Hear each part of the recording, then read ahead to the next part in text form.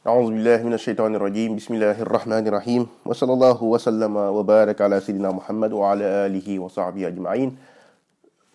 Aujourd'hui encore dans notre rubrique, nous allons traiter une question qu'un frère plutôt qu'une sœur nous a envoyée, excusez-moi, c'est une sœur qui l'a envoyée donc du Sénégal, qui nous demande donc est-ce que c'est c'est plutôt du droit de la femme de refuser que son mari prenne une seconde épouse? Est-ce que il s'agit du droit de la femme de refuser que son mari prenne une seconde épouse? Il faut savoir donc que différemment de la religion chrétienne, où le mariage est considéré comme un sacrement, à savoir donc c'est un acte qui est hautement religieux dans lequel la personne s'engage à n'épouser qu'une seule femme, ou bien où la femme s'engage à épouser une seule personne jusqu'à la mort, de sorte qu'ils ne peuvent pas divorcer, et seule la mort peut les séparer. En réalité, il n'en est pas de même pour l'islam. Il faut savoir que, au contraire, dans la religion islamique, le mariage entre dans le cadre des mu'amalat, à savoir des contrats, des relations sociales. Donc on est plutôt dans le cadre d'un contrat qui est en plusieurs points similaires à un contrat de vente et d'achat. Donc il faut savoir que le contrat de mariage ne diffère pas dans son fondement d'un contrat de vente.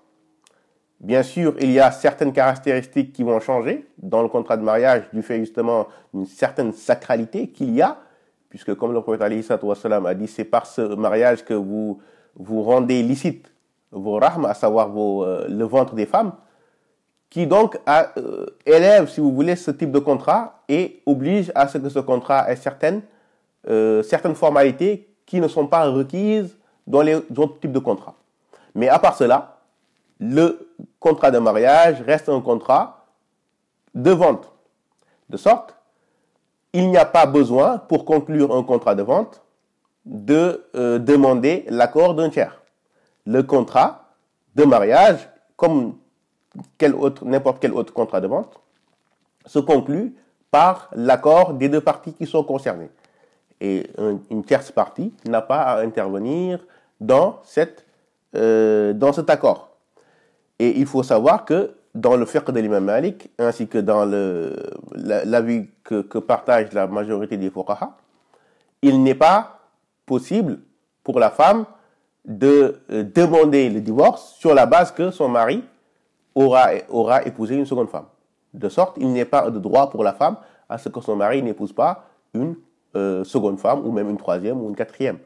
Et c'est l'exemple que je donne souvent. Quand on va, par exemple, à la boulangerie pour acheter du pain, on ne demande pas à sa femme, est-ce que tu es d'accord pour que j'achète du pain? Donc la validité du contrat ne dépend pas de l'accord d'une tierce personne. Donc c'est un exemple que je donne pour montrer que le contrat de mariage ne diffère pas en réalité d'un contrat de vente, de sorte que une personne puisse effectivement la conclure sans demander l'accord d'une autre personne. Donc ici, on parle bien sûr du tuteur et de l'homme qui se marie, à savoir donc, ou son représentant. Donc dans ce cas-là, il n'y a pas besoin de l'accord de la première ou de la seconde femme, s'il s'agit bien sûr d'une personne qui va épouser une troisième femme. Et en d'autres termes, dans le fiqh de l'imam Malik, il faut savoir que l'imam Malik lui-même a détesté que la femme demande à son mari, quand elle conclut le contrat de mariage, à ce qu'il n'épouse pas d'autres femmes qu'elle-même. Donc l'imam Malik a détesté qu'on inclue cette clause dans le contrat de mariage. Et même il a dit que si cette clause avait été incluse dans ce contrat de mariage, l'homme n'aurait pas à la respecter. C'est-à-dire que c'est une clause qui, en elle-même, est batila. C'est une clause qui n'a pas d'effet. Et que si l'homme ne respecte pas la clause, même si elle avait été incluse dans le contrat de mariage, l'homme n'aurait pas à la respecter et cela ne donnerait pas à la femme le droit de divorcer. Et quand on dit le droit de divorcer, c'est un droit juridictionnel, à savoir le fait d'aller demander directement à un juge d'annuler le mariage ou bien de dissoudre le mariage parce que l'homme n'aurait pas respecté une part de son contrat. Donc dans le fiqh de l'imam Malik, cela n'est pas possible. Mais par contre, si la femme elle-même ne veut pas vivre dans le cadre de mariage polygamique, donc polygynique plutôt, elle peut demander à son mari une des formes de divorce possibles, à savoir le khulh, demander à son mari de dissoudre le mariage. Mais dans ce cas-là, comme je l'ai dit, elle n'a pas le droit acquis, à demander à un juge de dissoudre le mariage. Pourquoi? Parce qu'il n'est pas de son droit d'imposer à son mari de conclure un contrat de mariage uniquement avec elle. C'est-à-dire que le mari lui-même a la possibilité de conclure quatre contrats de mariage, parce qu'Allah lui donne cette possibilité, mais elle-même n'est liée qu'au contrat de mariage qu'elle a conclu avec son mari. Donc, c'est effectivement une question qui, malheureusement, déchaîne beaucoup les passions. Mais il faut savoir justement que le musulman, c'est celui qui a entendu et qui s'est soumis aux décisions d'Allah et de son prophète, et savoir justement que dans